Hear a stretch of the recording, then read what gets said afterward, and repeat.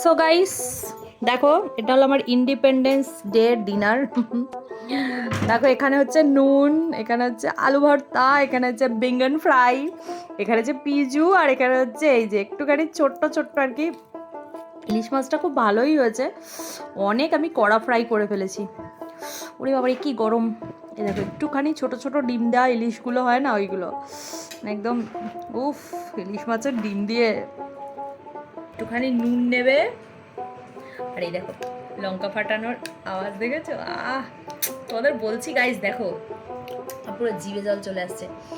একটু বেঙ্গন নেবে, আর এই দেখো ইলিশ মাছের ডিমটা নেবে, আর একটু আলু নেবে, উফ, আর একটু লঙ্কা দিয়ে আর ইলিশের তেল দিয়ে একটু নড়ো নড়ো করে মাখবে মাখবে, আর এই দেখো উফ, লাভলি গাইস।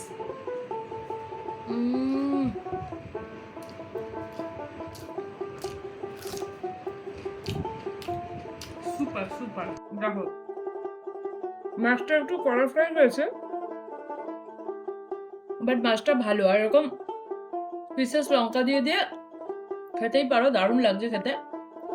আর দেখো গাইস, অনেকেই আমাকে বলছে যে তুই যা খাবার খাস তোর মতন ভিকিরির খাবার আমার বাড়ির কুকুর খায় না। তা বলছি, সে তো আমার বাড়ির কুকুর খায় না। আমার বাড়ির কুকুরও তো দই দিয়ে ভাত খায়, তাতে কি হয়েছে? আমি তো মাছ ভাত খাই, মাংস ভাত খাই। ব্যাপারটা হচ্ছে ভিকিরি বড়লোক ব্যাপার না, ব্যাপার হচ্ছে বড়লোক বাড়ির কুকুর হলেও তার পেটে কিন্তু ঘিস হয় না, ঠিক আছে?